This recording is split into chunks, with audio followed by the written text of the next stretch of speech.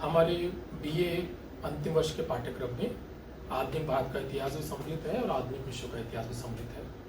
इसी प्रकार एमए पूर्वार्ध में 20th सेंचुरी वर्ल्ड या 21वीं शताब्दी का विश्व, माफ कीजिएगा 20वीं शताब्दी का विश्व भी पाठ्यक्रम का हिस्सा है। ये तीनों ही जो हैं वो किसी न किसी रूप में आधुनिक समाजों की बात करते हैं। तो हम सबसे पहले आधुनिकता की संकल्पना को समझने का प्रयास करेंगे कि आधुनिकता क्या है, व्हाट इज मॉडर्निज्म।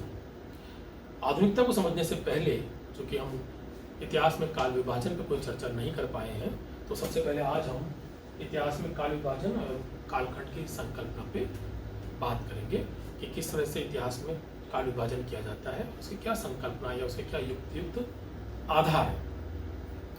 देखिए, जब हम भारत के इतिहास की बात करते हैं तो सबसे पहले भारतीय इतिहास का काल विभाजन औपनिवेशिक काल में हुआ और करीब 19वीं शताब्दी की शुरुआत में 1817 में जेम्स मिल ने, जो एक बहुत बड़े यूटिलिटेरियन थे या उपयोगितावादी ब्रिटिश इतिहासकार और राजनीतिक चिंतक थे, उन्होंने भारत का इतिहास 3 खंडों में लिखा था, हिस्ट्री ऑफ इंडिया।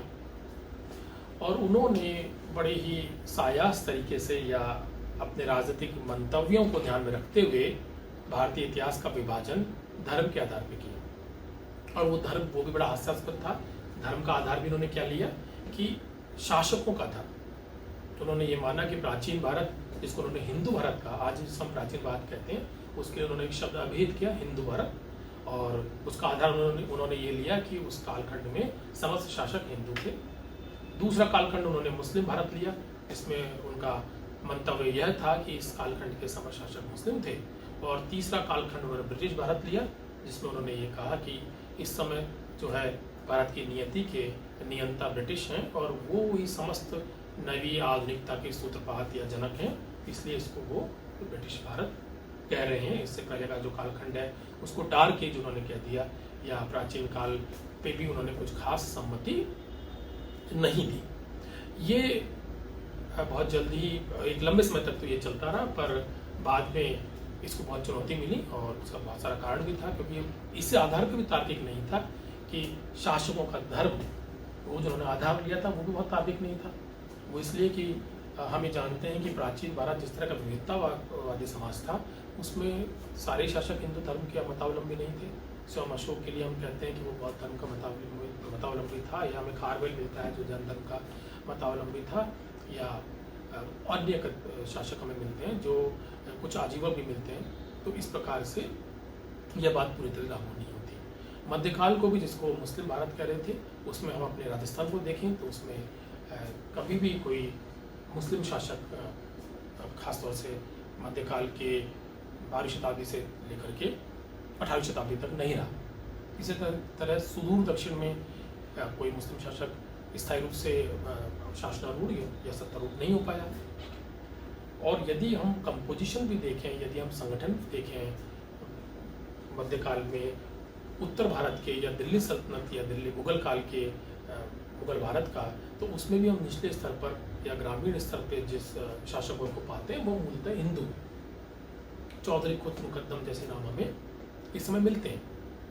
तो शासक वर्ग के आधार पे जो जेम्स मिल की ये संकल्पना थी, वो उस आधार पर भी खरी नहीं उतरती, पर इसने भारत का बड़ा नुकसान किया। वो भारत का सांप्रदायिक विभाजन करने में कुछ हद तक सफल भी रहे। और यह सांप्रदायिक विभाजन इतिहास का ही नहीं हुआ, इतिहास लेखन का भी सांप्रदायिक विभाजन हो गया। वो इस तरीके से कि ये देखा गया कि प्राचीन भारत को जानने के जो स्रोत थे वो संस्कृत, प्राकृत, पाली थे, जिन पर कुछ खास समुदायों का प्रभाव था। और हम ये देख सकते हैं कि यदि भारत के विश्वविद्यालयों को देखें तो प्राचीन भारत का सबसे समृद्ध जो विभाग है, डिपार्टमेंट है, वो काशी हिंदू विश्वविद्यालय में बन पाया। इसी प्रकार मध्यकालीन भारत को जानने के जो स्रोत थे प्रधानतः वो फारसी और अरबी थे। तो हम कालांतर में देखा गया कि अलीगढ़ मुस्लिम विश्वविद्यालय इसका बड़ा केंद्र बना। और आधुनिक भारत के जो स्रोत थे वो मूलतः अंग्रेजी के थे, और दिल्ली विश्वविद्यालय और दिल्ली के कतिपय कॉलेज इसके बड़े केंद्र के रूप में सामने आए।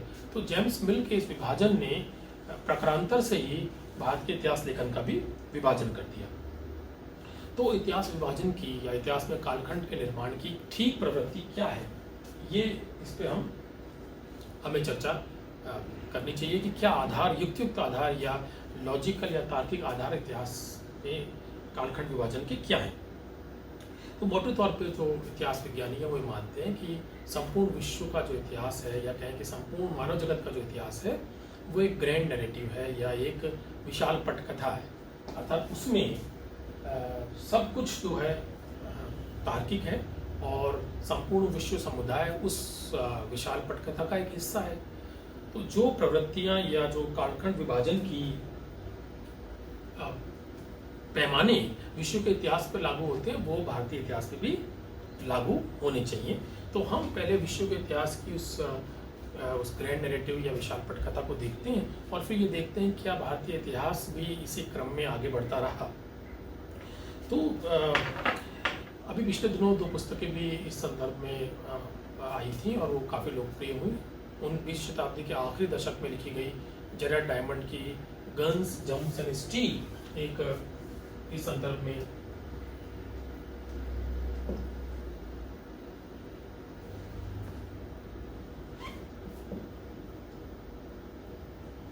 ये एक किताब है। जेरड डायमंड एक बायोलॉजिस्ट है और इन्होंने गन्स एंड जम्स स्टील के बारे में जो बात कही उस पर तो हम अलग जाते हैं। इसके अलावा विश्व के इतिहास के रूपाकार ग्रहण करने में जम्स और उनसे पैदा हुई डिजीज को भी एक बहुत बड़ी शक्ति माना है। इसके बाद एक किताब अभी पिछले दशक में ही आई थी, सैपियंस, इवान हरारी की पुस्तक। वह किताब जो है वो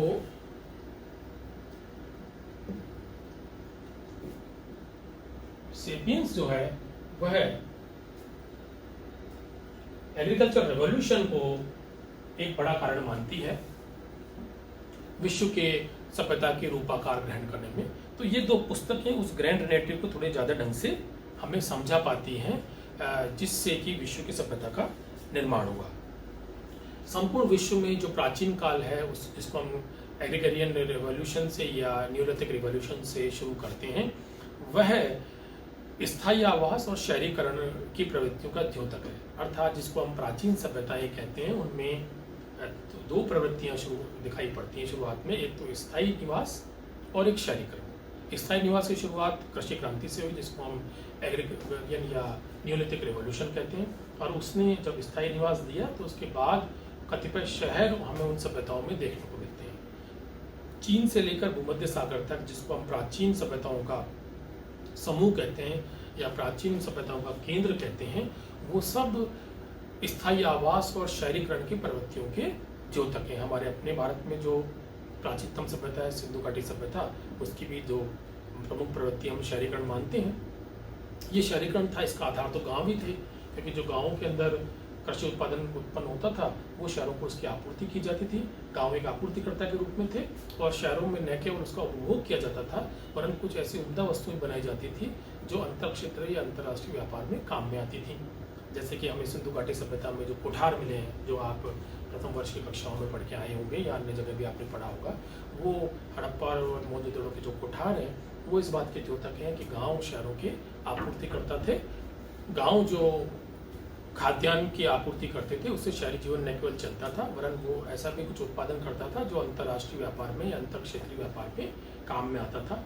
सिंधु घाटी सभ्यता फिर इसका एक उदाहरण है, क्योंकि उसकी बनी कुछ उम्दा वस्तुएं हमें मेसोपोटामिया तक में देखने को मिलती हैं। तो जो ये जिन हम प्राचीन विश्व के इतिहास में प्राचीन सभ्यताओं की बात कर रहे हैं, या हम ये कह रहे हैं कि जो प्राचीन विश्व है या प्राचीन काल है मनुष्य के समुदाय का, वो कतिपय सभ्यताओं के लिए जाना जाता है। तो उन सभ्यताओं की विशेषता के रूप में हम अंतर क्षेत्रीय या अंतर्राष्ट्रीय व्यापार की एक बात कर रहे हैं और शहरीकरण की बात कर रहे हैं। यह क्रम जो कहना चाहिए कि 16वीं-17वीं ईसा पूर्व शुरू होता है, वह पहली शताब्दी ईसा तक आते आते बहुत पुष्ट हो जाता है और यह अंतर क्षेत्रीय विनिमय और अंतर्राष्ट्रीय व्यापार बढ़ता जाता है। पहली शताब्दी के अंदर भारत का जो मेसोपोटामिया या भूमध्य सागर से व्यापार था, उसमें चीन और जुड़ जाता है और सिल्क रूट, जिसकी जो बहुत बहुचर्चित एक ऐतिहासिक परिघटना है, उसकी शुरुआत होती है। इसके बाद यह और पुष्ट होता है। हम स्वयं भारत के इतिहास के संदर्भ में क्या पाते हैं कि जो मरणोत्तर काल है, अर्थात वही पहली शताब्दी ईसा पूर्व से लेकर के तीसरी शताब्दी तक का कालखंड, तीसरी शताब्दी ईसा तक का कालखंड, वह सांस्कृतिक समन्वय का सम्मिश्रण का कालखंड है। इसको यूं भी कह सकते हैं कि जो मरणोत्तर काल है वो भारत के विदेशियों के साथ विनिमय और संपर्क का सबसे मजबूत कालखंड है। हम भारत में हेलियोडोरस को पाते हैं, हम भारत में मिनेंडर को शासक के रूप में देखते हैं, रुद्रदमन को शासक के रूप में देखते हैं। तीनों विदेशी हैं और भारतीय परंपरा में आत्मसात कर ली हैं। पहली शताब्दी की किताब है पेरिप्लस ऑन एरिथियन सी, लेखक का नाम तो अज्ञात है, परंतु वह बड़े विस्तार से बहुत सारे बंदरगाहों का जिक्र करती है जो भूमध्य सागर से हिंद महासागर तक फैले हुए हैं। बंदरगाहों के ऊपर लिखी गई किताब क्यों है?